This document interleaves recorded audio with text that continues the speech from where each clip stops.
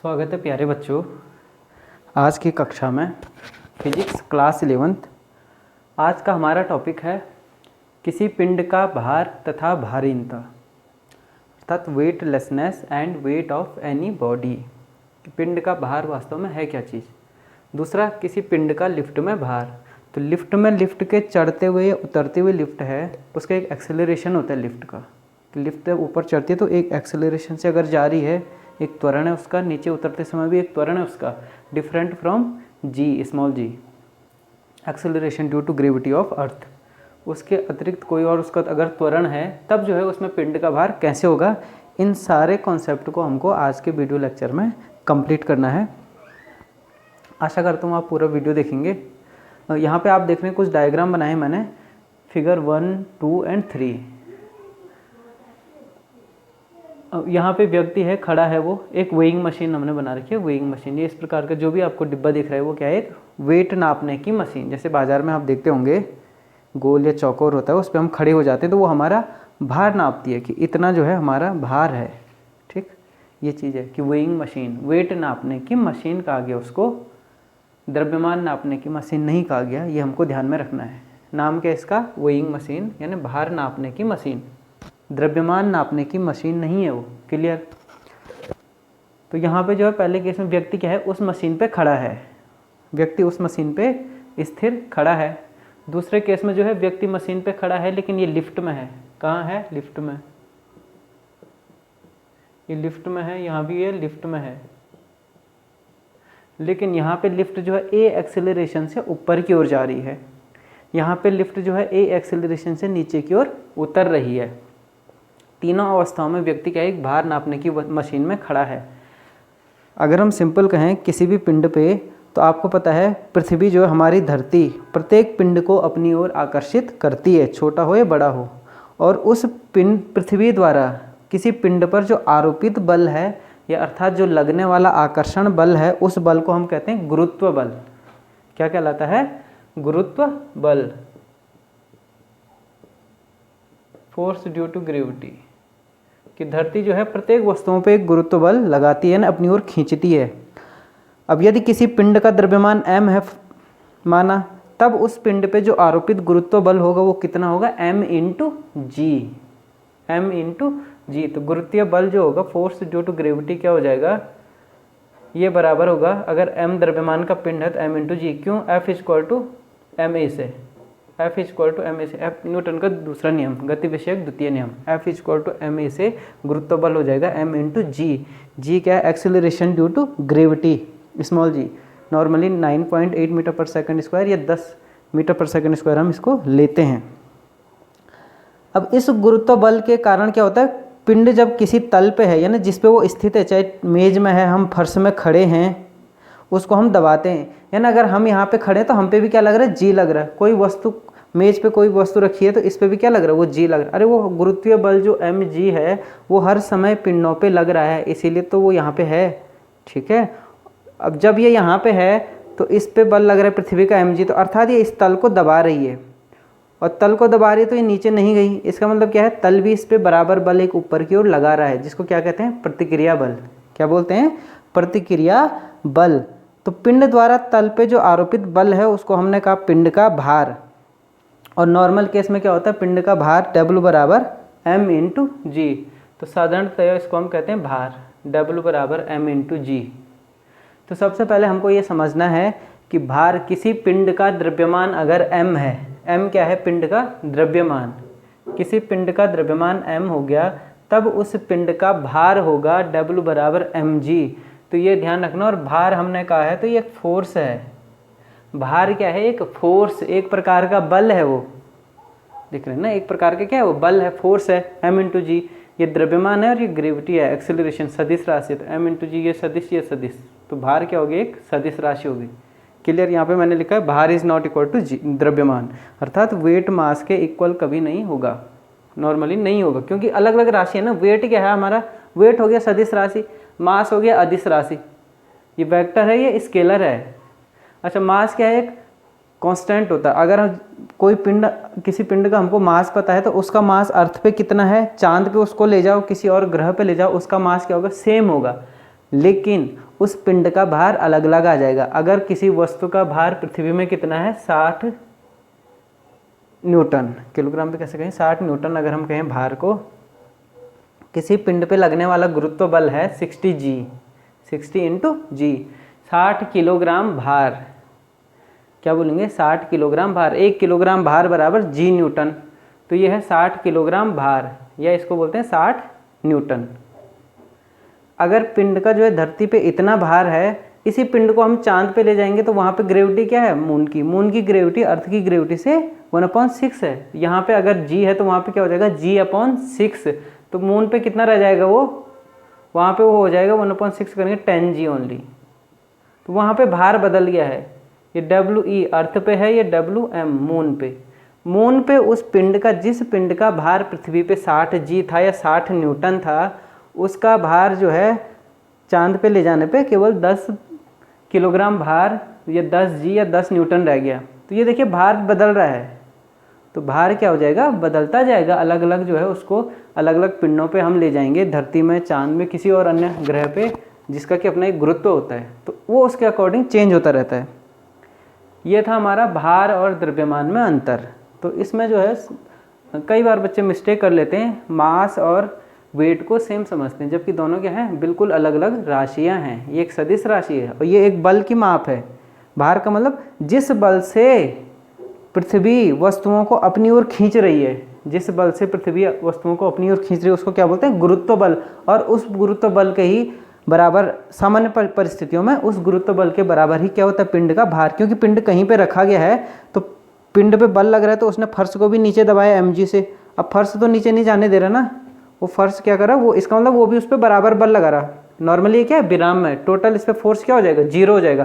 तो अगर इस पर ये भार जो है mg जो है नीचे की ओर लग रहा है, तो इसका मतलब ये हथेली भी इस पर क्या लगा रही है, r ऊपर की ओर लगा रही है।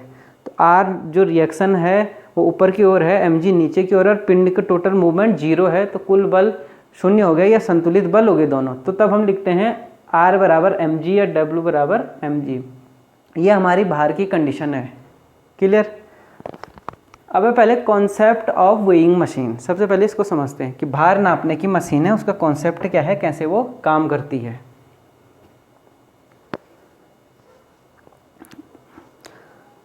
भार नापने की मशीन देखिए, माना ये इस प्रकार से कोई मशीन है हमारे पास, उसमें कोई m द्रव्यमान का हमने पिंड रखा है। अब हमने कहा जो भी पिंड है चाहे वो विराम में है, तो इस पर भी क्या है, एक कहीं ना कहीं एक भार लग रहा है, मूवमेंट नहीं है, सॉरी, कहीं ना कहीं उस पर एक एक्सेलरेशन लग रहा है, एक्सेलरेशन ड्यू टू ग्रेविटी।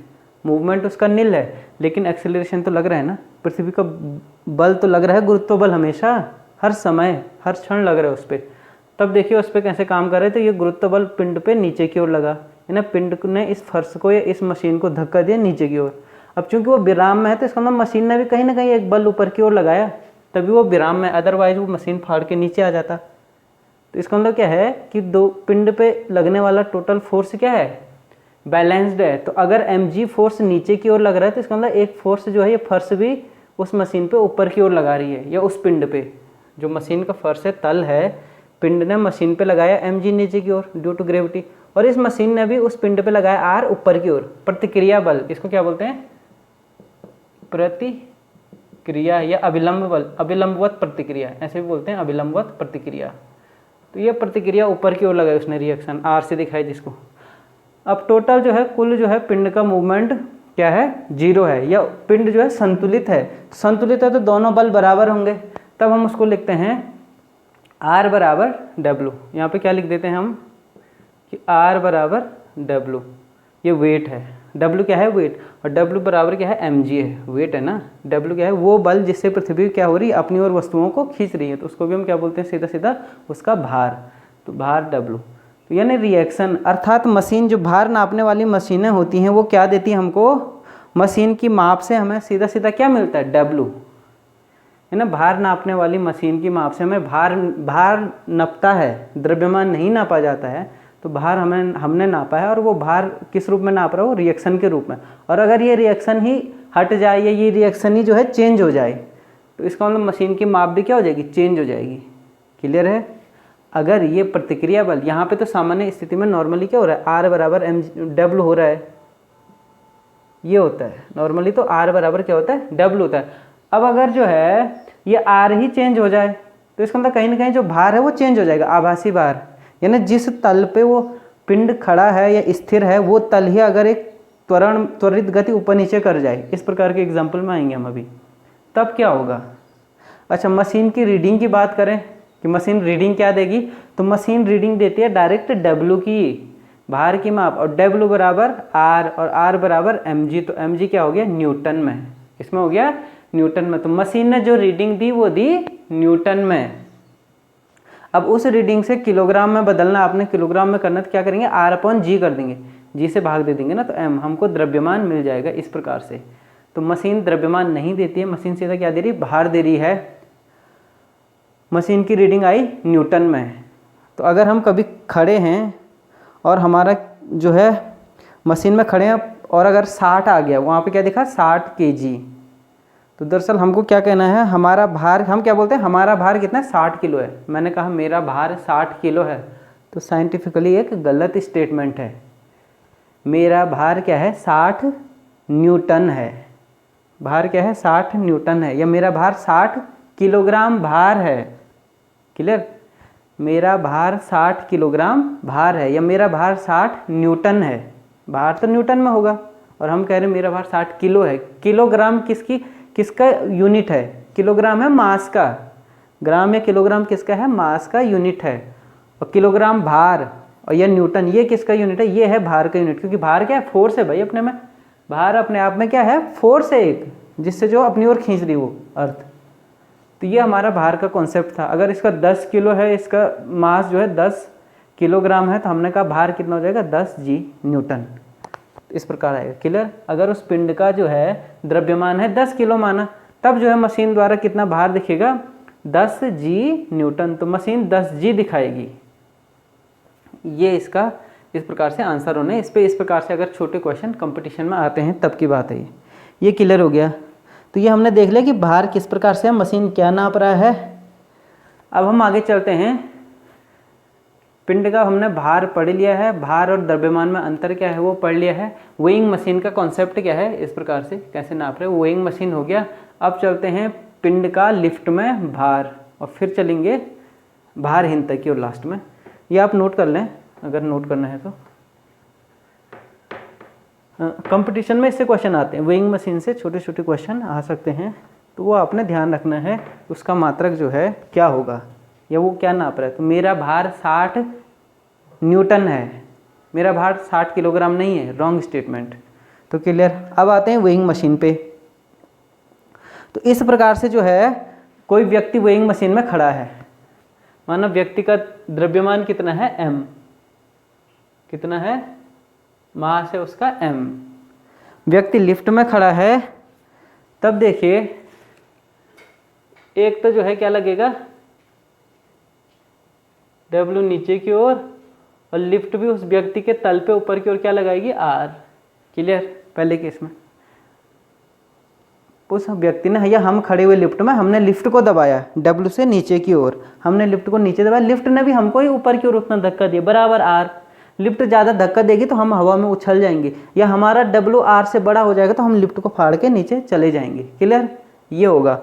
तो यहाँ पे जो है क्योंकि ऐसा नहीं हो रहा है, बैलेंस कंडीशन है, विराम अवस्था है सारा, इक्विलिब्रियम, तो R और W क्या है एक दूसरे के विपरीत हैं, तो बराबर भी होंगे, बराबर भी होंगे। तो गुरुत्वीय बल W है, और गुरुत्वीय बल क्या होता है mg, गुरुत्वीय बल क्या लग गया mg लग गया, उसी mg के कारण ही वो W हुआ। तो W बराबर हम क्या लिखते हैं mg, क्लियर। हम लिखते हैं W बराबर mg। तो हमने कहा जो g है एक्सेलरेशन ड्यू टू ग्रेविटी, ये हर क्षण हर पिंड पे लग रहा है। गुरुत्व बल या आकर्षण बल क्या है हमेशा लगता है। तब ये पहले कंडीशन में इस प्रकार से बना। अब गुरुत्वीय बल व्यक्ति पे ना दो बल काम कर रहे हैं, एक तो W हो गया, एक R हो गया, यानी एक गुरुत्व बल और एक पिंड तल का प्रतिक्रिया बल R। क्योंकि ये दोनों बल जो है विपरीत दिशा में है, जैसा आप फिगर में देख रहे हैं, तब जो है उस व्यक्ति पे नेट फोर्स क्या हो जाएगा, नेट फोर्स क्या होगा 0 भाई, नेट फोर्स 0 होगा। और पिंड जो है इस व्यक्ति स्थिर खड़ा है, उसमें कोई त्वरण नहीं है, एक्सेलरेशन बराबर 0 लिखा हमने, त्वरण कुछ नहीं है, तो नेट फोर्स 0 हो जाएगा। तो हम लिखेंगे चूंकि net force F equal to 0, तो इसलिए क्या हो जाएगा, R बराबर W, R बराबर क्या हो जाएगा W, या R बराबर mg और बराबर mg। क्लियर हो गया इक्वेशन फर्स्ट पहले केस में, R बराबर W बराबर mg, ये नॉर्मल कंडीशन है। तो इस प्रकार व्यक्ति का भार जो कि मशीन से पढ़ा जाता है, ध्यान रखना मशीन किसको पढ़ रही है, W को, मशीन इसको पढ़ती है, मशीन मतलब इसकी नाप दे रही है, नापा जाता है, मशीन सीधा सीधा इसको नाप रही है, और ये बराबर है R के। अब हम जो है हम g को चेंज कर सकते हैं, नहीं कर सकते, ये ड्यू टू ग्रेविटी है ना, ये स्मॉल g को हम चेंज नहीं कर सकते, हम द्रव्यमान मास को भी चेंज नहीं कर सकते, तो यानी हम जो है mg को चेंज नहीं कर सकते, या हम w को चेंज नहीं कर सकते। हम एक्चुअली करते क्या हैं, हम r को चेंज कर सकते हैं, तल को एक्सेलरेट करके ऊपर नीचे, और उस कारण जब r को चेंज करेंगे, चूंकि r इक्वल टू w है, तो w भी ऑटोमेटिकली उस हिसाब से चेंज हो जाएगा। ये हमारा काम है, मशीन द्वारा नापा जाता है। मशीन क्या नाप रही है, w, और लेकिन नाप किसके थ्रू रही है, r के थ्रू, ये ध्यान में रखना। रीडिंग तो वो W की दे रही है, लेकिन किस कारण दे रही है, मशीन द्वारा नापा जाता है। यहीं पे आगे लिखता हूँ R के कारण, R के कारण ये है, ये आपको ध्यान में रखना, ये मैंने लिख दिया है, ये इंपॉर्टेंट है यहाँ पे कि मशीन जो है नाप तो W को रही है, लेकिन कारण क्या है उसका, R के कारण वो W को नाप रही है। R अगर हट गया तो W भी हट जाएगा, R कम ज़्यादा हो गया तो W भी उसके अनुसार कम ज़्यादा हो जाएगा, क्योंकि हम डायरेक्ट M और G को कम ज़्यादा कुछ नहीं कर सकते, हम केवल और केवल R को चेंज कर सकते हैं उसके अकॉर्डिंग, लिफ्ट के अकॉर्डिंग। अभी आगे इक्वेशन में देखेंगे कंडीशंस में, तो ये आपने ध्यान रखना है। क्लियर, अब आगे चलते हैं।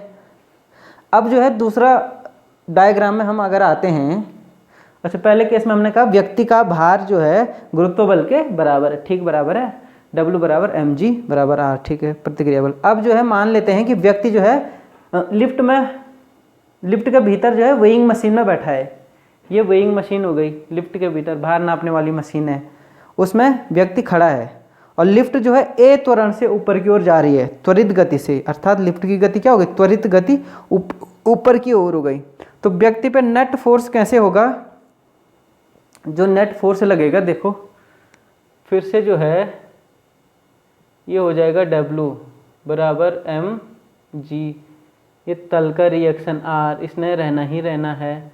लेकिन अभी आप देख रहे हैं R बराबर mg होता जब A बराबर 0 था, नेट फोर्स 0 था, यहाँ पे नेट फोर्स 0 नहीं है, क्योंकि नेट फोर्स F बराबर क्या हो गया, व्यक्ति का मास क्या हो गया m, हमने कहा उस सिस्टम का व्यक्ति का मास क्या है m, तो F बराबर क्या हो गया m इंटू A, क्लियर है ना, F बराबर m इंटू A, डायरेक्शन ऊपर की ओर, F बराबर m इंटू A है, ये उस पर नेट फोर्स लग रहा है, और नेट फोर्स कब होगा, ऊपर की ओर है, तो इनमें से देखो ये नीचे की ओर है, ये ऊपर की ओर है, तो हमारी इक्वेशन कैसी बनेगी, इक्वेशन बन जाएगी R माइनस mg, ये W, R माइनस W, अभी R बड़ा होगा ना, क्योंकि नेट फोर्स ऊपर की ओर लग रहा है, तो R माइनस W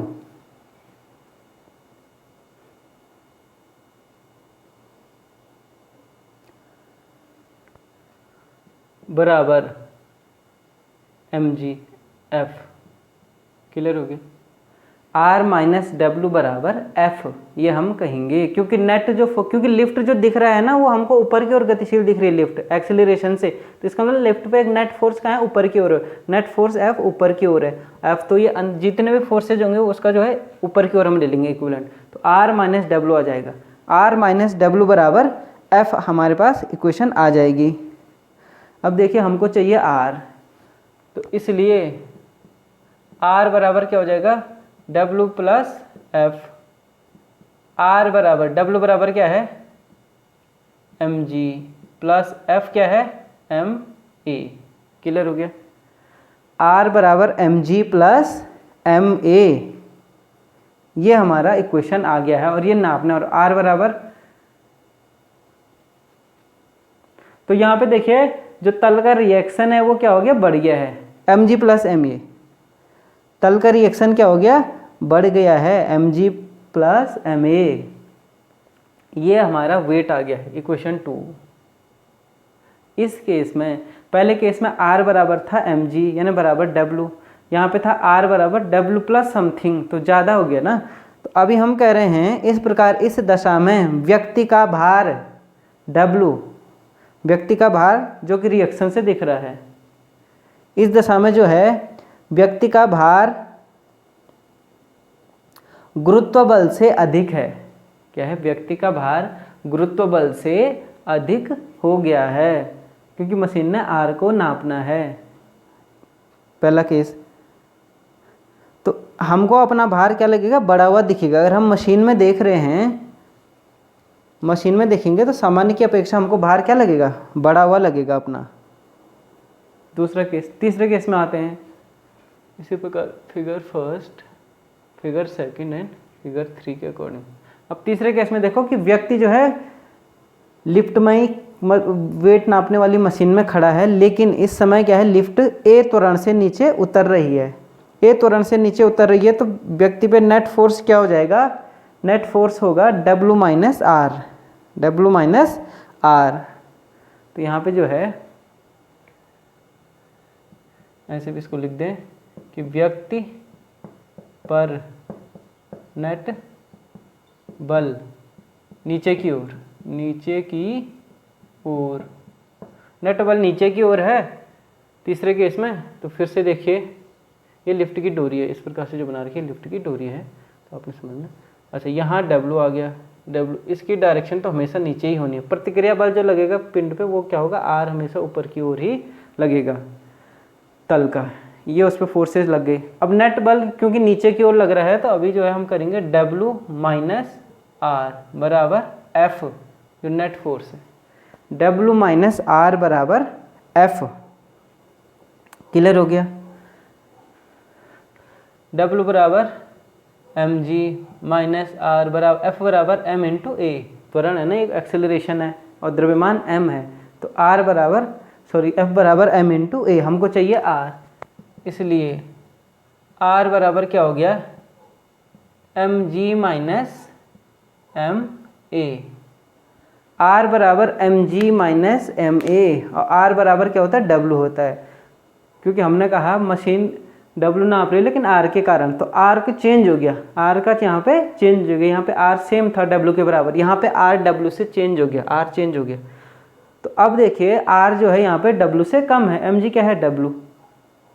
W से कम है, तो मशीन उस R को नाप रही है, तो हम ये कहेंगे कि यहाँ पे जो है R बराबर mg माइनस W। ये कहीं पे किताबों में क्या लिखा है? R बराबर W भी है, तो यहाँ W लिख दिया, W बराबर सीधा सीधा यहाँ पे इस प्रकार से इक्वेशन ऐसे भी दी जा सकती है कि W बराबर mg माइनस ma, यहाँ पे W बराबर mg प्लस ma, और यहाँ पे W बराबर mg।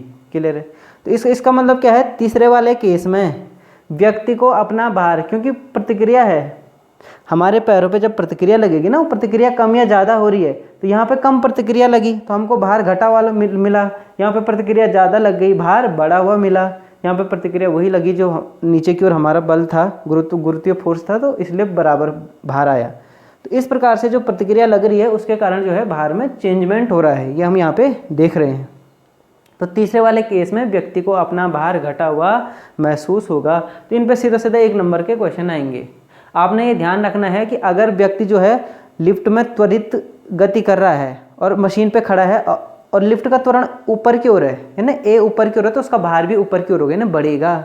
याद रखने का तरीका, अगर लिफ्ट जो है ए त्वरण से ऊपर की ओर जा रही है तो भार भी ऊपर जाएगा, अर्थात बढ़ेगा। लिफ्ट ए त्वरण से नीचे की ओर आ रही है तो उसका भार भी नीचे की ओर जाएगा, घटेगा, नीचे की ओर ना घटना, ऐसे आप याद रख सकते हैं। तो नॉर्मल कंडीशन में व्यक्ति का भार जो है mg था, ऊपर की ओर बढ़ रहा है ए त्वरण से, तो mg प्लस ma, फोर्स बराबर m इंटू एक्सेलरेशन ma। नीचे की ओर जो है ए त्वरण से जा रही है तो भार घटेगा, तो भार नॉर्मली mg होना था, तो यहाँ पे क्या हो जाएगा? mg minus ma, mg minus ma। तो ये इक्वेशन भी आपको कहीं पे याद रखने की जरूरत नहीं है, आप आसानी से इसको समझ के याद रख सकते हैं, अंडरस्टैंड कर सकते हैं। ठीक, तो ये तो था लिफ्ट में जो है ऊपर नीचे जाने पे। इसी में चौथा केस आप ये भी लिख सकते हैं कि व्यक्ति लिफ्ट में है, क्या है? व्यक्ति लिफ्ट में है और लिफ्ट एक समान वेग से ऊपर या नीचे जा रही है। शब्द पे ध्यान देना है कि एक समान वेग, यूनिफॉर्म वेलोसिटी। उस केस में ए बराबर क्या होगा? फिर से 0, ए बराबर 0 हो जाएगा, तो फिर से r बराबर mg। ठीक। तो अगर लिफ्ट एक समान वेग से ऊपर अथवा नीचे की ओर चल रही है तब व्यक्ति का भार W बराबर mg, व्यक्ति का भार गुरुत्व बल के बराबर होगा। ठीक, तो ये भी चौथी कंडीशन है, ये ऐसे क्लियर हो जाएगी। ये थी हमारी 3 इक्वेशन इसके लिए, भार के लिए। अब इसमें आगे देखते हैं, भारहीनता की बात आती है। ठीक है, हमने कहा यदि ऐसा हो जाएगा कि यदि नीचे उतरते समय, यानी नीचे उतर रहे हैं और लिफ्ट की डोरी टूट जाए, लिफ्ट की डोरी टूट जाएगी तो वो एक मुक्त पिंड की भांति कार्य करेगी। ये आप नोट कर लें प्लीज़, इसको मैं मिटा देता हूँ।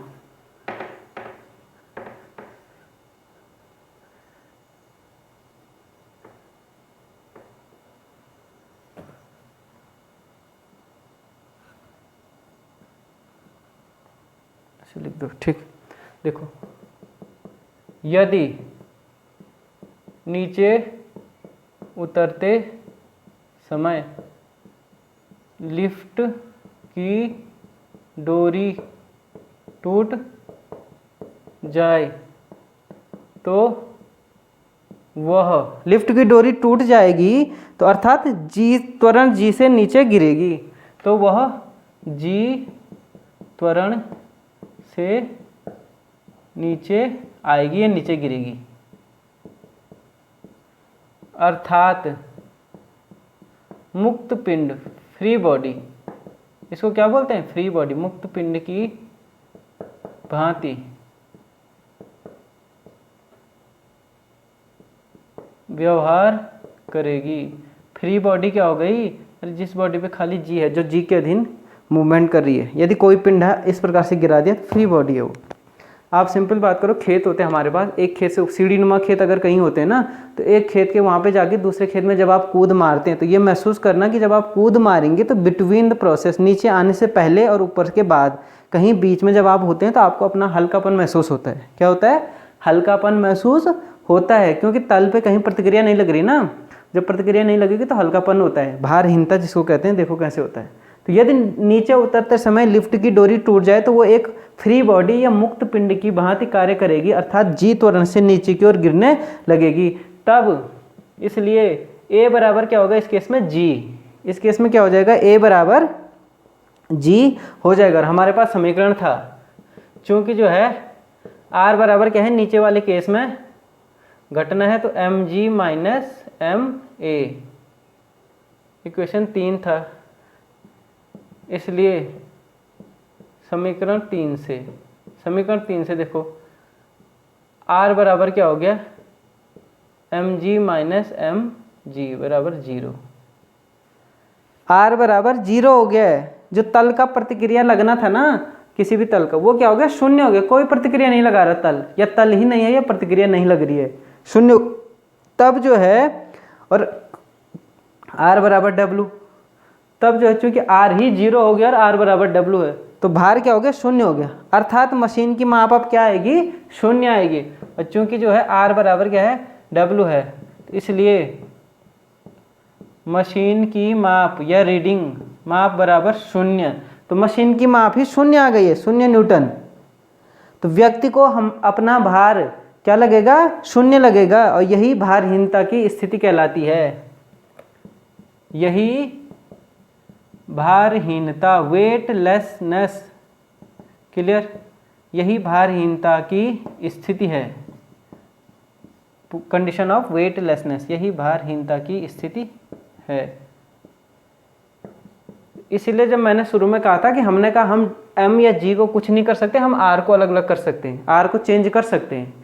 द्रव्यमान और G को चेंज करना हमारे बस में नहीं है, तो R को हम चेंज करते हैं। और मशीन नापता है W को, लेकिन R के कारण नापता है, और उस कारण को ही हम चेंज कर देंगे तो अपने आप ही जो है उसका भार ये चेंज हो जाएगा, आभासी भार बन जाएगा।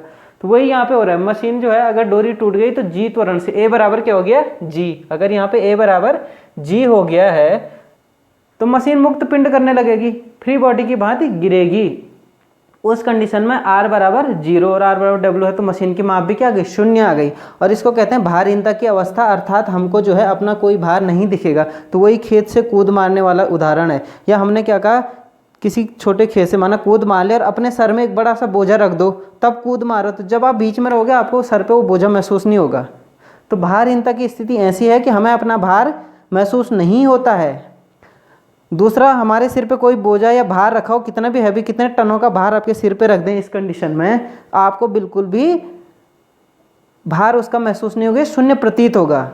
अच्छा, एक और उदाहरण, जैसे भारहीनता की स्थिति में अगर इस केस में कि लिफ्ट जी त्वरण से नीचे जा रही है, हम अपने हाथ में कोई बॉल लें और उस बॉल को जो है लिफ्ट के अंदर हम भी खड़े हैं, बॉल को मैंने ऐसे छोड़ दिया, तो मुझे वो बॉल वहीं पे दिखेगी हमेशा खड़ी, वो फर्श पे नहीं गिरेगी, वहीं पे खड़ी दिखेगी, लटकी हुई दिखेगी हवा में। ऐसा लग रहा है बॉल हवा में तैर रही है। क्यों? क्योंकि वो वस्तु या वो बॉल और लिफ्ट या मैं दोनों ही जी त्वरण के अंतर्गत नीचे गिर रहे हैं, और हम दोनों, बॉल भी मैं भी, समान समय में समान दूरी से नीचे गिर रहे हैं। तो इस कारण जो है मेरे सापेक्ष मुझे वो बॉल क्या दिख रही, स्थिर दिख रही है। कोई और बाहर से देख रहा होगा हम दोनों को, तो वो कहेगा बॉल और वो व्यक्ति दोनों नीचे आ रहे हैं, लेकिन मुझे ऐसा लग रहा है कि वो बॉल वहीं पे खड़ी है हवा में। तो इस केस में एक ऐसा भी बनता है। तो इसलिए जो है लिफ्ट में खड़े व्यक्ति के लिए वो वस्तु क्या है, स्थिर है, यद्यपि उस पर भी गुरुत्व त्वरण लग रहा है। तो हम ये भी कह सकते हैं कि कोई भी प्रेक्षक या ऑब्जर्वर अगर स्वयं त्वरित गति की अवस्था में है, जैसे यहाँ पे एक्सेलरेटेड मोशन की अवस्था में है जी, तब जो है उसे न्यूटन के गति विषयक नियम जो है भंग प्रतीत होता हुआ महसूस होता है। ये डिस्कशन हम पिछले वीडियो में कर चुके हैं, रेफरेंस फ्रेम वाले वीडियो में। तो इस प्रकार से इसमें भिन्न भिन्न कंडीशंस बनती है। लिफ्ट का जो है ये तो हो गया भारहीनता की स्थिति, क्लियर। तो ये हमारा लास्ट तक था भारहीनता कवर करना। अब इसी में थोड़ा सा आगे चलते हैं कि यदि लिफ्ट के नीचे उतरने का त्वरण, यदि एक और कंडीशन बनती है कि यदि जो है नीचे उतरने का त्वरण ए इज क्या है, ग्रेटर देन जी, यानी गुरुत्वीय त्वरण से ज़्यादा तेजी से नीचे आ रहा है। आप समझ रहे हैं, गुरुत्वीय त्वरण से भी ज़्यादा त्वरण से वो लिफ्ट नीचे गिर रही है, तब जो है आर बराबर क्या होगा, आर बराबर एम जी माइनस एम एड ए, और ये बड़ा है, ये बड़ा होगा तो नेगेटिव, ये राशि बड़ी हो गई ना आपके पास, ये देखो ए ग्रेटर देन जी है तो ये बड़ा हो गया, तो आर बराबर नेगेटिव। आर नेगेटिव तो प्रतिक्रिया क्या हो गई, नेगेटिव हो गई, ये डब्ल्यू भी नेगेटिव हो गया, ये बराबर डब्ल्यू। व्यक्ति का भार ऋणात्मक हो गया है, तो ऋणात्मक तो होगा नहीं। इसका क्या तात्पर्य है कि व्यक्ति जो है लिफ्ट के फर्श पे नहीं होकर छत से टकरा जाएंगे। अगर ऐसी कंडीशन बनती है कि गुरुत्वीय त्वरण से भी ज़्यादा त्वरण से नीचे की ओर लिफ्ट टूट के आ गई, तब जो हम लोग फर्श पे खड़े नहीं रहेंगे बल्कि छत से जा लगेंगे, ठीक। तब इसका तात्पर्य ये है कि छत से लगेगा। तो ये था किसी पिंड का भार तथा भारहीनता की स्थिति, पिंड का लिफ्ट में भार, difference between weight and mass. आशा करता हूँ ये लेक्चर आपको पसंद आया होगा। ज़्यादा से ज़्यादा हिंदी मीडियम के छात्र चैनल से जुड़ें, अपने साथियों को भी सब्सक्राइब करवाएं, शेयर करें। Thank you very much.